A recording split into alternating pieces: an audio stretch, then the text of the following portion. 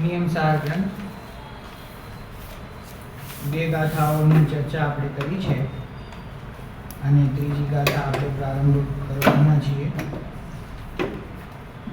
બીજી ગાથા પછી આચાર્ય દેવે એટલે કે ટીકાકાર આચાર્ય દેવે ફરીથી પોતાની ભાવના મુજબ અહીંયા એક શ્લોકની રચના કરી છે અને જેની અંદર એવો ભાવ વ્યક્ત કર્યો છે કે જે જીવ પોતાના સ્વભાવમાં રત થાય છે, લીન થાય છે, તેને જ મુક્તિની પ્રાપ્તિ થાય છે. અન્ય કાર્યોમાં જેનો પુરુષાર્થ વર્તી રહ્યો છે, અન્ય દિશાઓમાં જેનો ઉપયોગ જઈ રહ્યો છે, એવો જીવ મોક્ષની પ્રાપ્તિ કરતો નથી. જુઓ છંદ પૃષ્ઠ 7 છે, પેજ નંબર 7. બીજી ગાથા પછી કલશ નંબર 9 છે. ક્વચિત વ્રજતી કામિની, બોલશો ને બધા, ક્વચિત વ્રજતી કામિની, એટલું જ બોલો. ફરીથી રિપીટ કરવાનું. ક્વચિત વ્રજતી કામિની, ક્વચિત વ્રજતી કામિની, રતિ સમુત્થ સૌખ્યમ જનઃ, રતિ સમુત્થ સૌખ્યમ જનઃ, ક્વચિત દ્રવિણ રક્ષણે, ક્વચિત દ્રવિણ રક્ષણે, મતિમિમાં ચ ચક્રે પુનઃ, મતિમિમાં ચ ચક્રે પુનઃ, ક્વચિત જિન્વરસ્ય માર્ગ, માર્ગ, ક્વચિત જિન્વરસ્ય માર્ગ, માર્ગ, મુક્લભ્ય પંડિતો, ઉપલભ્ય પંડિતો, નિજાત્મની રતો ભવે, નિજાત્મની રતો ભવે, વ્રજતિ મુક્તિ મેં તામ હિ સહ. મુક્તિ મેતાહિ સહ.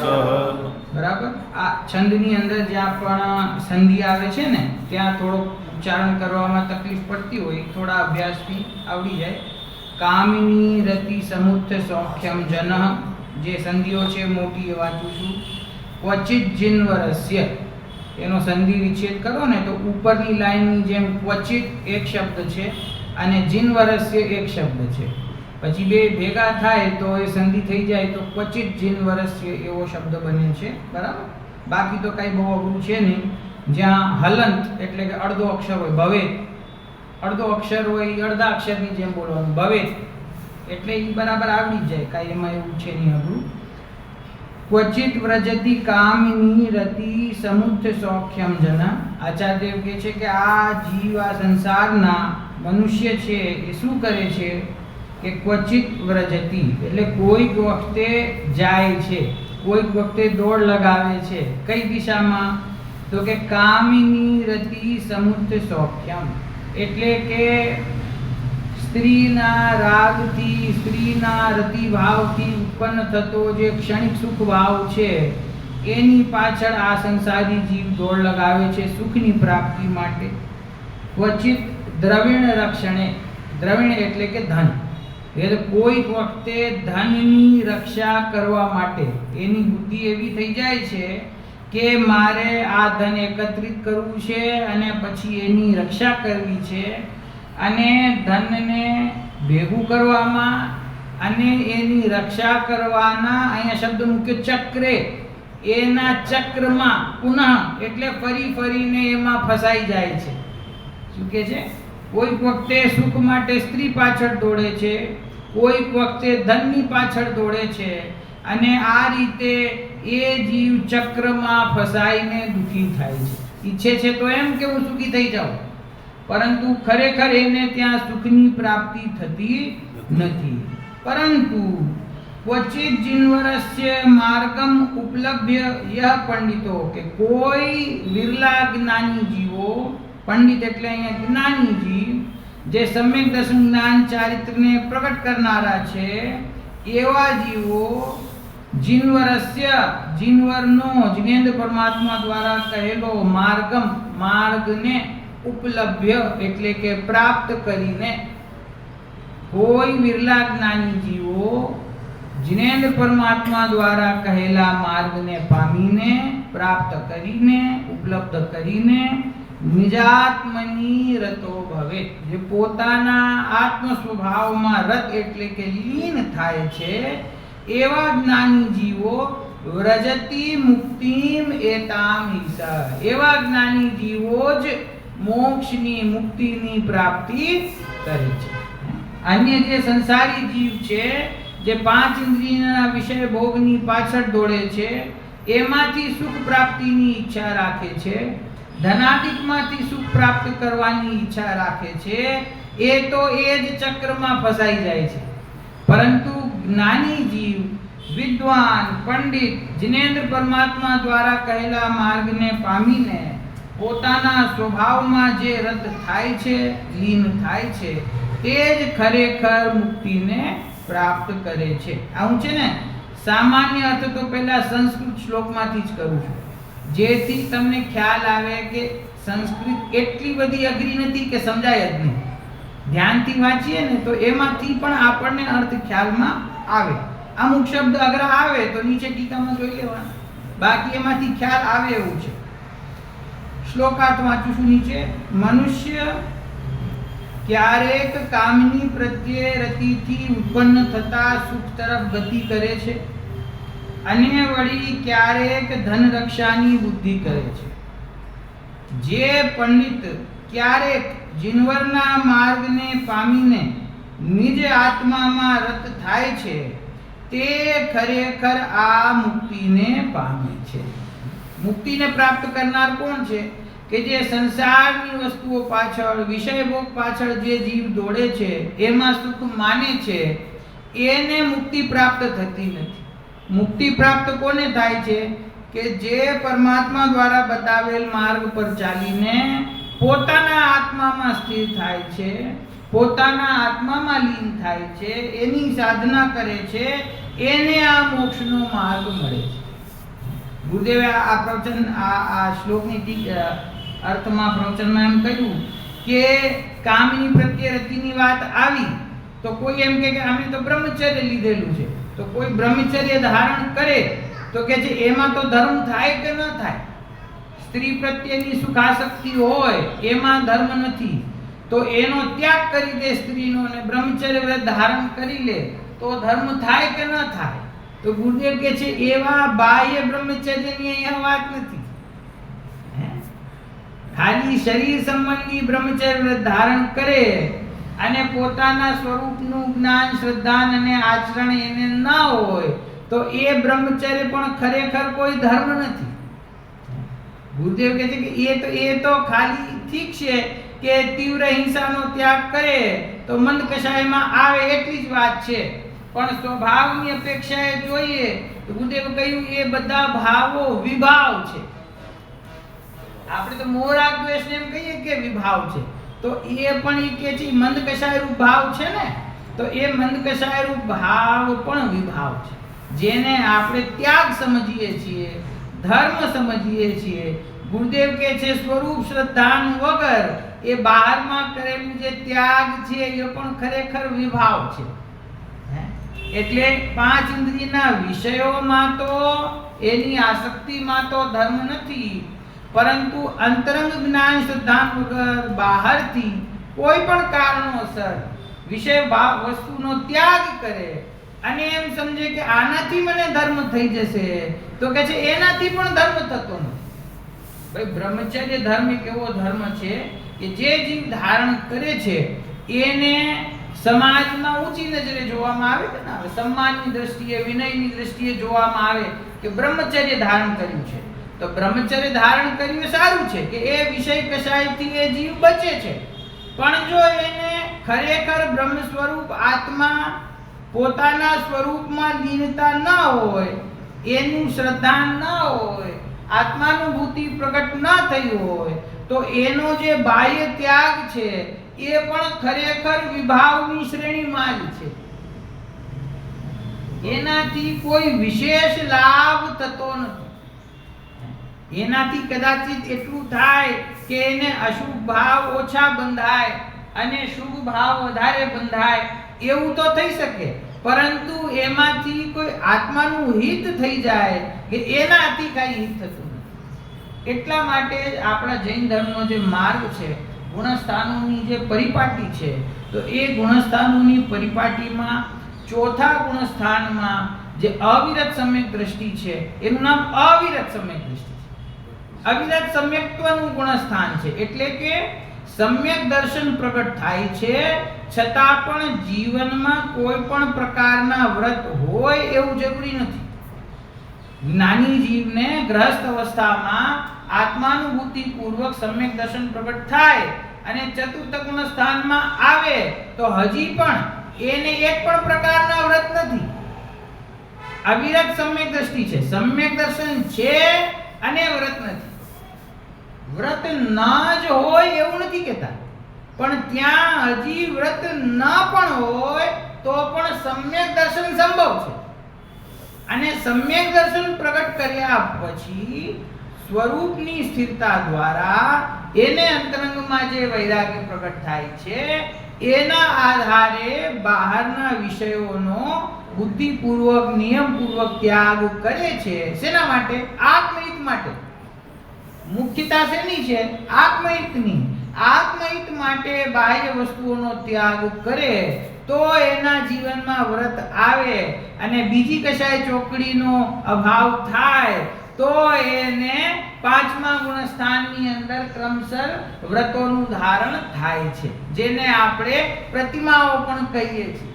તો એ વ્રતાદિક છે, અથવા બીજી ભાષામાં કહીએ તો બે પ્રકારના વ્રત કયા જીવવાણીમાં, એક તો એક દેશ વ્રત છે, સમજી ગયા ને, અને એક મહાવ્રત છે. તો મહાવ્રત ક્યારે આવે? છઠ્ઠા સાતમા ગુણસ્થાનમાં, મુનિરાજની દશામાં.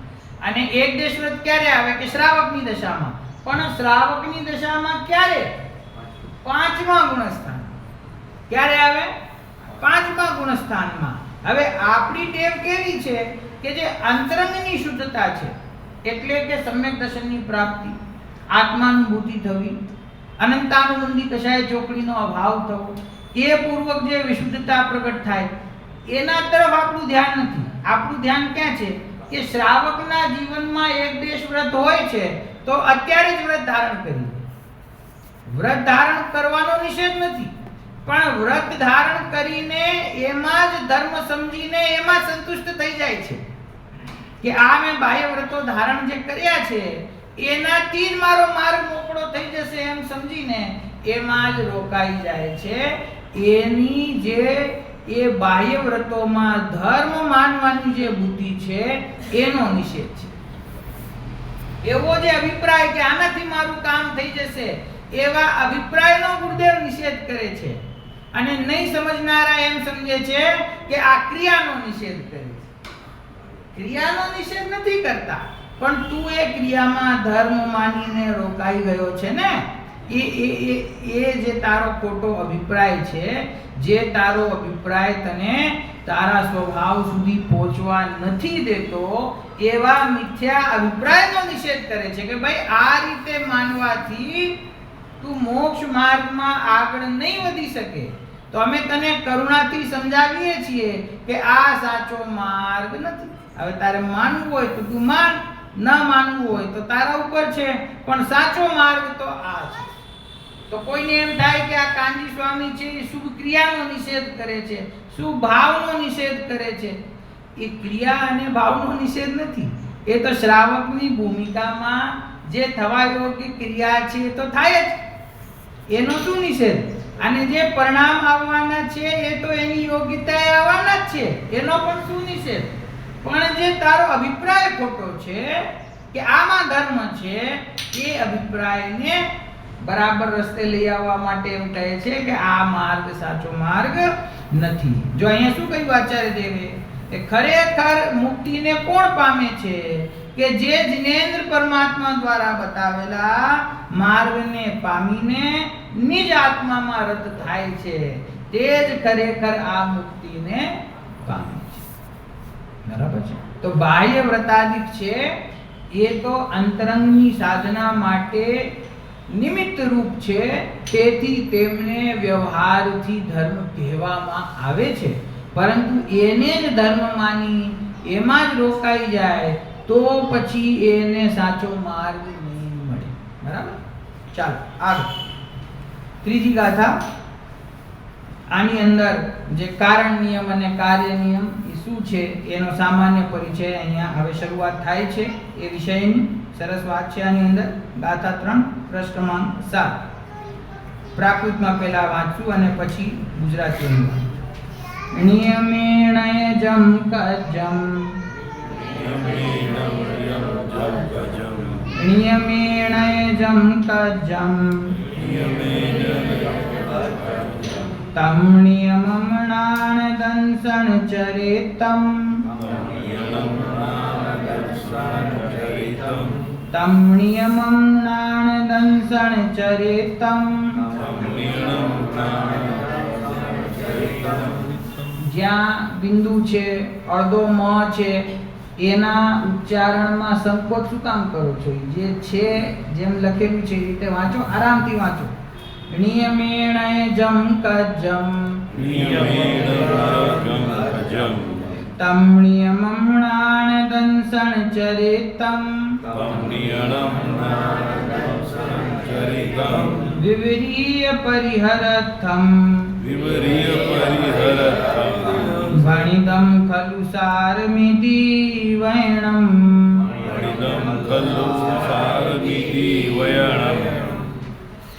જે નિયમથી કર્તવ્ય એવા રત્નત્રય તે નિયમ છે. વિપરીતના પરિહાર અર્થે સાર પદયોજેલ છે. શું કે છે કુંતુલાચાર્ય દેવ? નિયમ. નિયમ એટલે નિયમથી નક્કી જે કરવા યોગ્ય હોય તે. નિયમ કોને કહ્યું? કે જે નિયમથી કરવા યોગ્ય છે તે, અર્થાત જ્ઞાન દર્શન ચાર. શું અર્થ કર્યો છે? આ ભવની અંદર નિયમથી કરવા યોગ્ય કંઈક છે તો શું છે? જ્ઞાન દર્શન અને ચારિત્ર પ્રગટ કરવા યોગ્ય છે. અને વિપરીતના પરિહાર અર્થે એટલે કે જ્ઞાન દર્શન ચારિત્રથી વિરુદ્ધ ભાવોના ત્યાગ માટે ખરેખર સાર એવું વચન કહ્યું છે. આ નિયમ સાર કે જે નિયમ છે એ શું છે? કે નિયમથી કરવા યોગ્ય, પ્રગટ કરવા યોગ્ય જે ભાવ છે તે કયા ભાવ છે? તો કે જે જ્ઞાન દર્શન અને ચારિત્ર, એ ત્રણ ભાવ પ્રગટ કરવા યોગ્ય નિયમથી છે. બરાબર? નિયમ એટલે સમજી ગયા, કમ્પલસરી છે.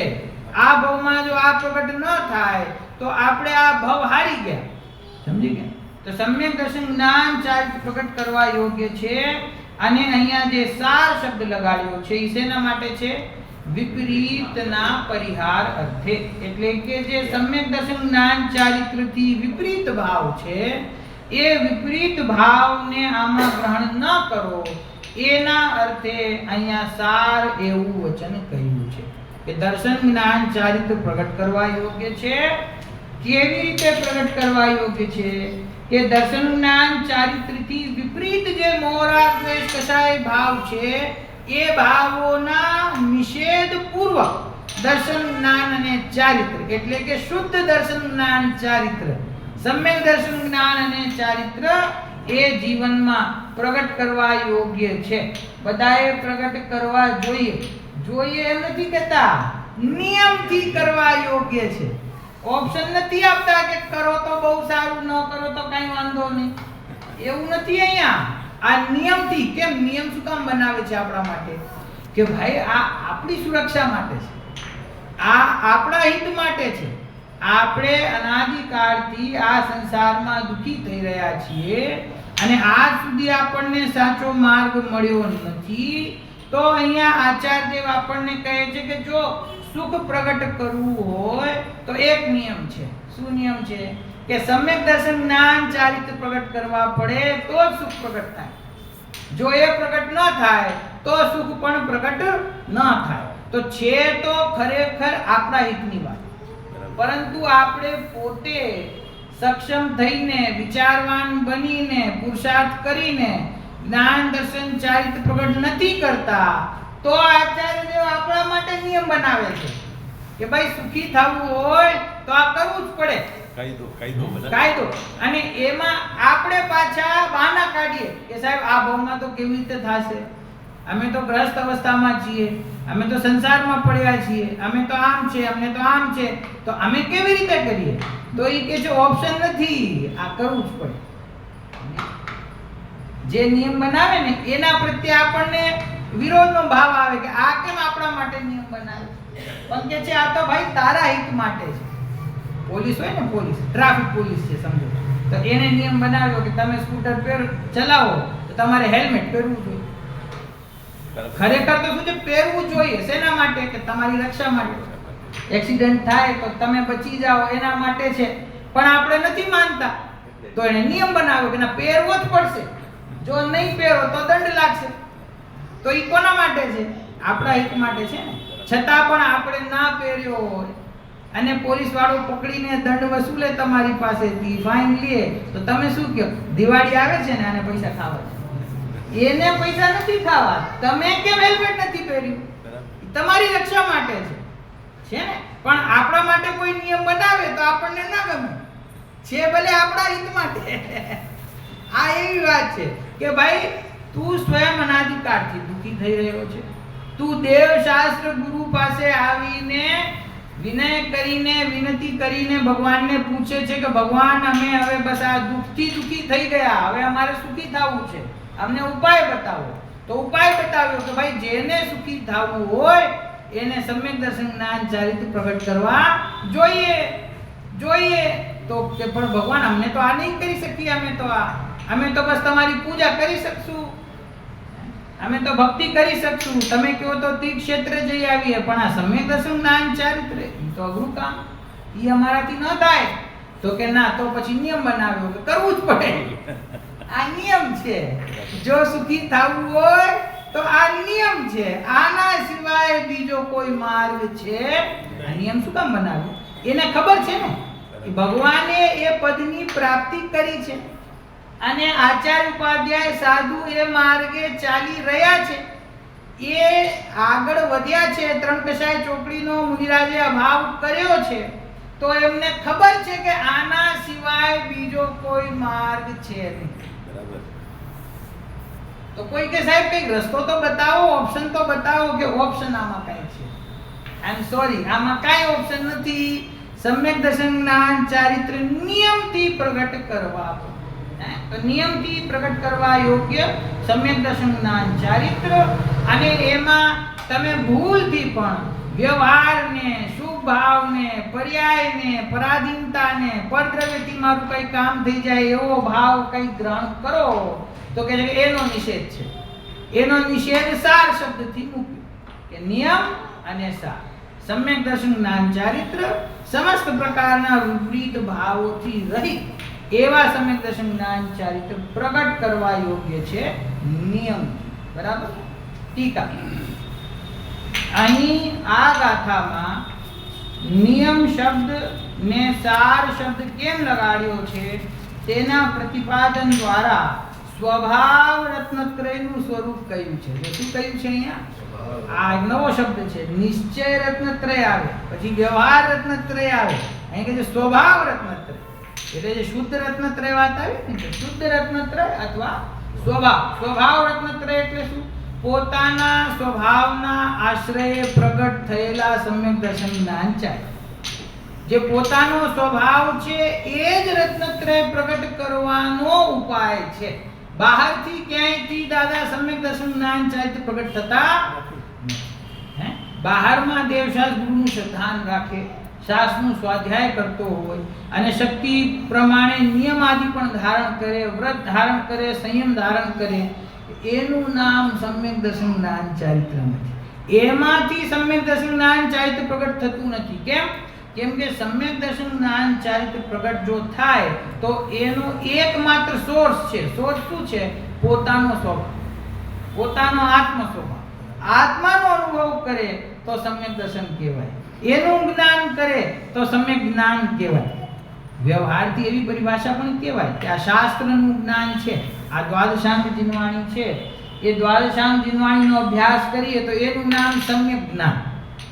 પણ એ સમ્યક જ્ઞાન એટલે શું? કે આ જીનવાણીમાં જે પોતાનો આત્મ તત્વ બતાવ્યો એનું જ્ઞાન થાય તો આ સમ્યક જ્ઞાન છે. આને કહીએ દ્રવ્યશ્રુત અને આને કહીએ ભાવશ્રુત.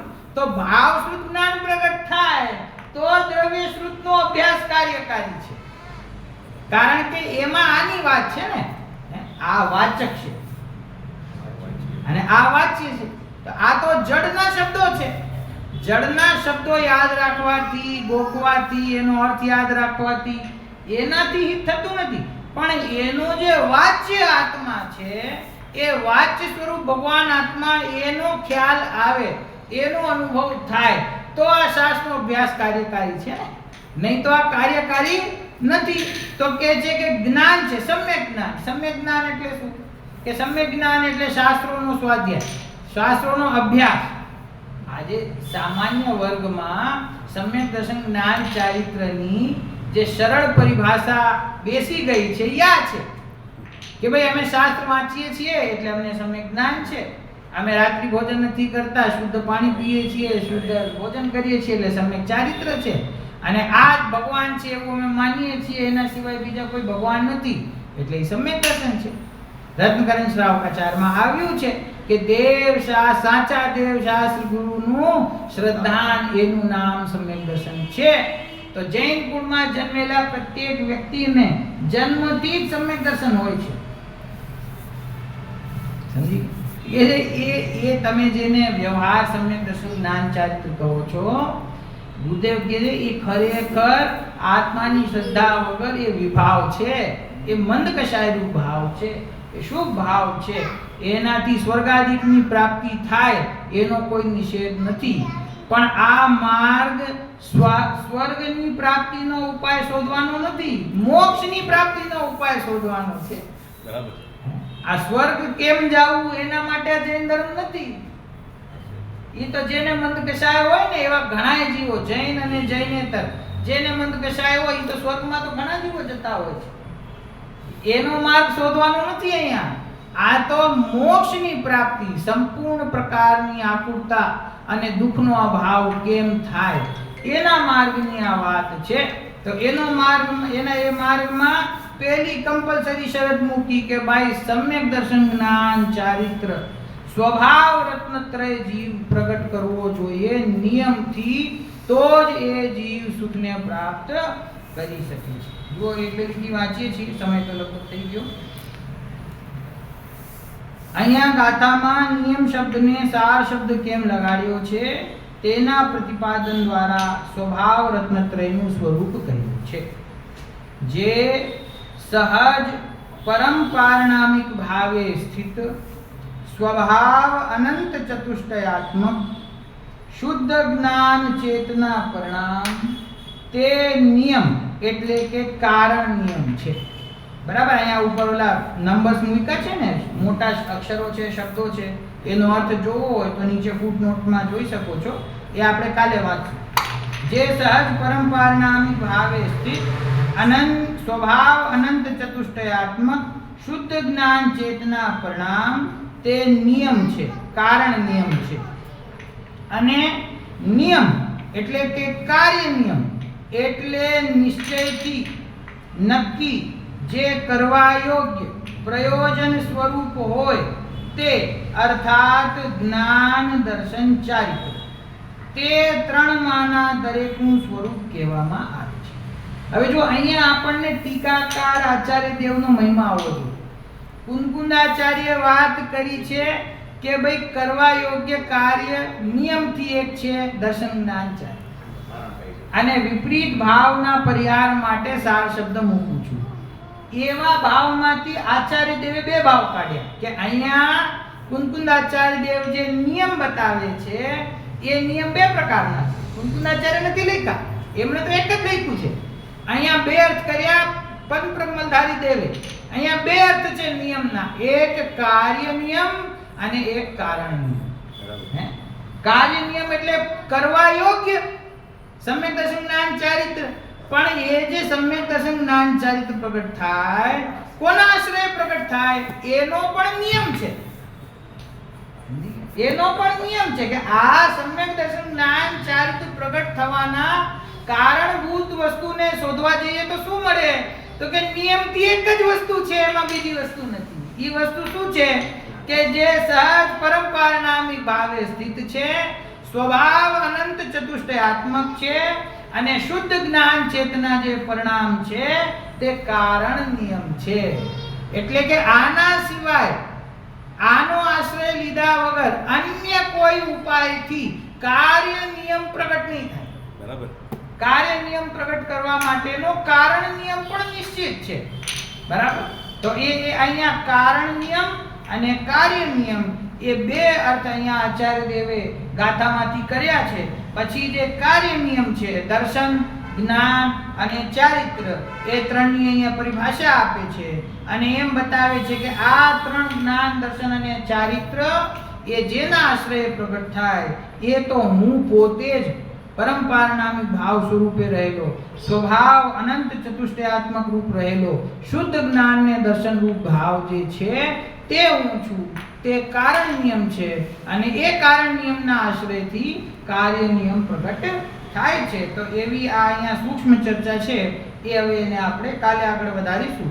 અત્યારે સમય થઈ ગયો છે.